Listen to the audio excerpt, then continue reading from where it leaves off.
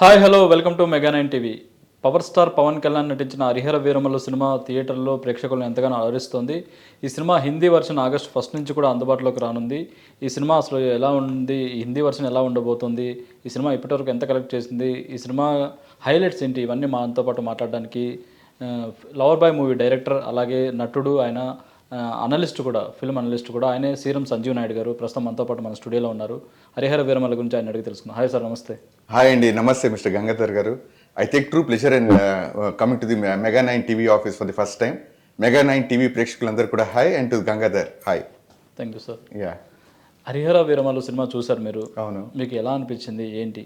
Movie చెప్పాలంటే మాత్రం ఖచ్చితంగా మన తెలుగు ఫిలిం ఇండస్ట్రీకే ఒక గర్వకారణమైన ఒక మణిమాణిక్యం లాంటి సినిమా ఖచ్చితంగా చెప్పవచ్చు.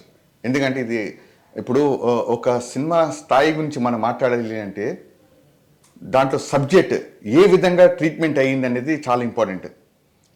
ఈ యొక్క హరిహర వీరమల్లు అనే సినిమా పేరు ఒక యోధుడు, ఫ్రీడమ్ ఫైటర్గా చేసిన ఒక మూవీ క్యారెక్టర్ మీద తీసిన మూవీని టచ్ చేసిన సబ్జెక్ట్ మన భారతదేశపు ఒక వీరుడి యొక్క స్ఫూర్తిని, అదే అన్నారు కదా, స్వర్డ్ వర్సెస్ స్పిరిట్, ఆ స్పిరిట్ని చూపించిన విధానం మాత్రం అసలు ఎవ్వరు కనీ విని ఎరగని రీతిలో ఖచ్చితంగా మన ఇంతకుముందు టాలీవుడ్ ఇండస్ట్రీలో అంటే ప్రపంచమంతా మాట్లాడేది ఒక మూవీ, లేకపోతే బాహుబలి అనో లేకపోతే RRR దగ్గరకు వచ్చి ఆగిపోయింది.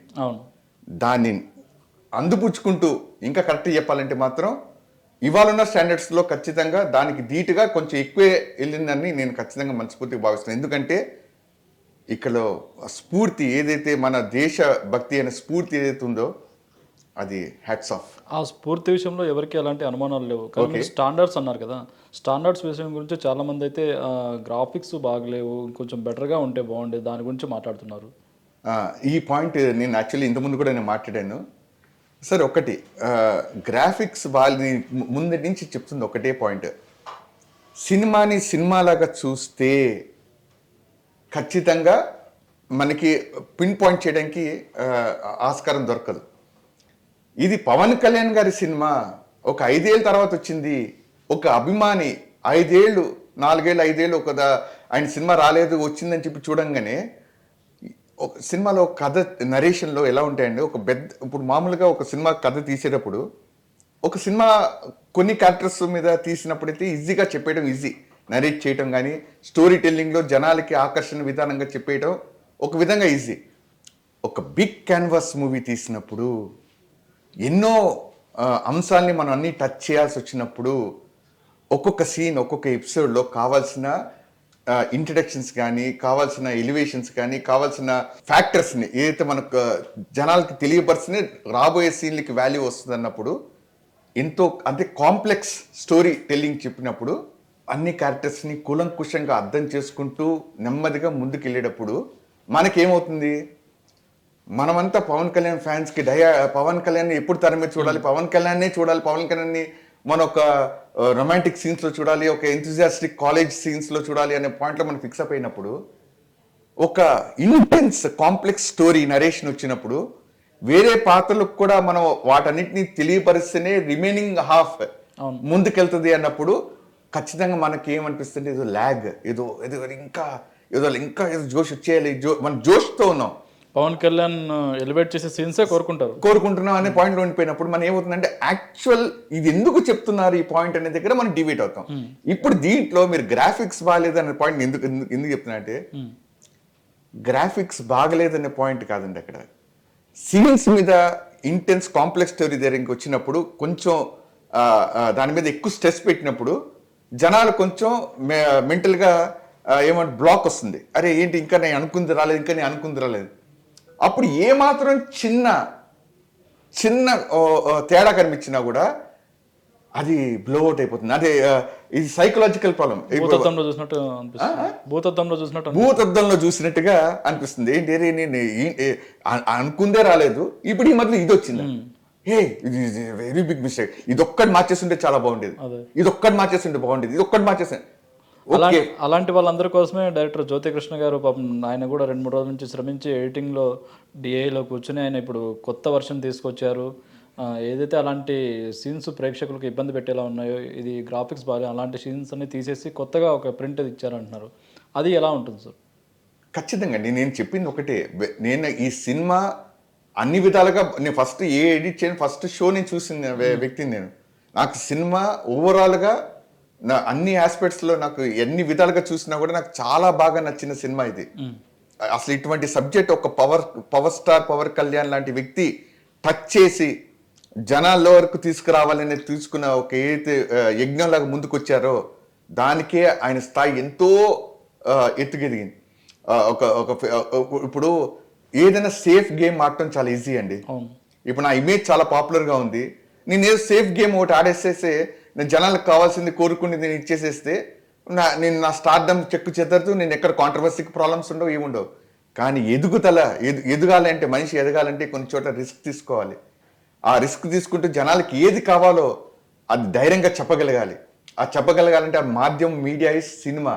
దాన్ని పవన్ కళ్యాణ్ గారు ఆయనకున్న స్టార్డమ్ నాట్ ఓన్లీ మన తెలుగు నేటివిటీ పీపుల్కే కాకుండా నేషనల్ వైడ్ ఉన్న స్టార్డమ్ ఆయనకున్న, ఆయన ఏది చెప్పినా ఇనే స్థాయిలో ఉన్నప్పుడు అది మనం ఎంత బాగా ఈ సినిమా మాధ్యమాన్ని వాడుకోవచ్చు అనే దాంట్లో ఒక గొప్ప సినిమా. అందుకే that is one word answer is Harihara Veeramallu. అలాంటి సినిమా చేయగలిగారు కాబట్టే ఆయన ఇవాళ ఖచ్చితంగా సినిమా ఇండస్ట్రీలో ఒక మకుటం లేని మహారాజుగా నిలబడిపోయారు. నేను నిజంగా చెప్తున్నాను, ఒకటి మాత్రం దీనికి ఎవరు నాకు తెలిసి విభేదించరు. సినిమా చాలా గొప్పది. సినిమా ఎవరైనా కూడా రేపు ఫ్యామిలీస్ చూడాలి. రానున్న కొత్త జనరేషన్ పీపుల్ ఖచ్చితంగా చూడాలి. చిన్నపిల్లలకి ఫ్యామిలీస్ పేరెంట్స్ చూపించాలి ఏంటిది మన ఒక యోధుని యొక్క స్పిరిట్ ఏంటి, అసలు ఎందుకు ఆయన దేశం కోసం అంత స్ట్రగుల్ చేశాడు, అంత కష్టపడ్డాడు అనే పాయింట్. మన సంస్కృతి మన దేశం మీదకి వచ్చినప్పుడు ఆ సినిమాలో డైలాగ్ ఒకటి ఉంటుంది, లాస్ట్లో ప్రీ క్లైమాక్స్లో అమ్మాయి అంటుంది, ధర్మం అంటే ఇంట్లో కూర్చుని భజన చేయటము పూజలు చేయటమే కాదు, సమయం వచ్చినప్పుడు బాధ్యత తీసుకుని నిలబడేవాడే నిజమైన ధర్మానికి నిలబడిన వ్యక్తి అన్నట్టుగా. సనాతన ధర్మం అంటే ఏదో నేను బొట్టు పెట్టుకున్నాను, గుడికి వెళ్ళి కొబ్బరికాయ కొట్టాను అనే పాయింట్ కాదు. అక్కడ ప్రశ్నించే సమయం వచ్చినప్పుడు బాధ్యత తీసుకుని నిలబడినప్పుడు ఆ అమ్మాయి చెప్పినప్పుడు ఆయన ఆ డిచ్లో లేచి నించోగానే వచ్చిన goose bump effect, salute sir. I tell you each and every frame. నేను ముందు నుంచి చెప్తుంది కూడా అదే. కొంచెం ఎక్సైట్మెంట్, పవన్ కళ్యాణ్ సార్ని చూడాలి, తరమే చూడాలి అనే ఇమ్మీడియట్గా చూసేయాలి, ఏదో మనం అనుకున్నట్టు చూడాలనే ఎక్సైట్మెంట్ తగ్గించుకుని ఈ సినిమాని ఒక సినిమాలాగా చూస్తే ఖచ్చితంగా ఒక కళాఖండంగా నిలిచిపోతుంది. అంత బ్యూటిఫుల్ సినిమా. అండ్ జాగర్లమూడి క్రిష్ ఆయన చేసిన ఈ యొక్క సినిమా ట్రీట్మెంట్ కానీ, ఆయన ఎంచుకున్న సబ్జెక్ట్, పవన్ కళ్యాణ్ కానీ ఈ సబ్జెక్ట్ చెప్పి నరేట్ చేసి కన్విన్స్ చేసి ఈ సినిమాని ప్రాజెక్ట్ ముందు తీసుకెళ్ళినందుకు డైరెక్టర్గా I salute that person and the power star Pawan Kalyan unparallel. కానీ ఈ సినిమాని కంప్లీట్ చేసిన జ్యోతికృష్ణ గారు కదా. ఓకే, ఒక్కటి సార్ 80% ఆయన తీశారు, 20% నేను కంప్లీట్ చేశారని చెప్పి వచ్చింది. ఎస్, ఈ 20% ఆయన చేశారు. అలాంటి పవన్ కళ్యాణ్ గారు ఫైట్స్ అన్ని కూడా కంపోజ్ చేశారు ఆయన. అసలు సినిమాకి మెయిన్ ఆయన ఫైట్స్ అండ్ కాస్ట్యూమ్స్ అండి. ఎట్లా ఆయన లుక్ వైజ్ కానీ, నేను ఇది ఫస్ట్ డే నుంచి చెప్తుంది కూడా ఒకటే, ప్యూర్లీ ఏ టెక్నీషియన్స్ మూవీ. ఒక క్లాసిక్ టెక్నీషియన్స్ అందరూ ఒక గొప్ప టెక్నీషియన్స్ కూడుకుని ఒక సినిమా తీస్తే మన తెలుగు సినిమా స్థాయిని జాతీయ స్థాయిలో అంతర్జాతీయ స్థాయిలోకి పెంచిన సినిమా ఈజ్ హరిహర వీరమల్లు. ఒక కెమెరామెన్ కానీ, ఎడిటర్గా కానీ, ఫైట్స్గా కానీ, ఓవరాల్ డైరెక్షన్ కానీ, and above all the background music by M M Keeravani garu. ఇవన్నీ చూస్తే it's a purely technicians feast, classic technicians feast of film industry. Pawan Kalyan garu deputy CM అయిన తర్వాత ఆయన పొలిటికల్ మైలేజ్ ఈ సినిమాకి ఉపయోగపడింది అనుకోవచ్చా, లేక ఈ సినిమా తర్వాత ఆయన పొలిటికల్ మైలేజ్ ఇంకా పెరుగుతుంది అనుకోవచ్చా? సార్ ఒక్కటి, ఆయన ఒక్కటి కూడా చెప్పింది సినిమాలో బిగినింగ్లో, ఇది మన ప్రీ రిలీజ్ ఫంక్షన్ అప్పుడు ఆయన చాలా క్లారిటీగా ఇచ్చారు ఒక మాట, దేశానికి రాజైన అమ్మకి కొడుకే అని. అంటే నాకు ఎంత నేను అక్కడ పదవిలో ఉన్నా, నాకు సినిమా ఇండస్ట్రీ నాకు కూడిపెట్టింది, నాకు ఫీల్డ్, నా ప్లేస్ ఇది. ఆయనకి సినిమా, ఆయనకి ఇచ్చిన identity, power star Pawan Kalyan అనే పేరు ఐడెంటిటీ వచ్చింది ఫిలిం ఇండస్ట్రీ. ఆయనకి అటాచ్మెంట్ తల్లి అంటే ఒక తల్లిగా భావించే కళామా తల్లిని తల్లిగా భావించే వ్యక్తి పవర్ స్టార్ పవన్ కళ్యాణ్. అంటే ఈ కళకి అంత విలువ ఇచ్చారు ఆయన. సో దీని నుంచి మనకి పొలిటికల్ వైలేజ్ వచ్చిన ఆయన పవర్ స్టార్ అయ్యారు కాబట్టి డిప్యూటీ సీఎం అయ్యారు. ఆయన అనుకునేది ప్రజలకి ఏం చేయాలనుకునేది ఆయన ముందు తీసుకెళ్ళగలుగుతున్నారు.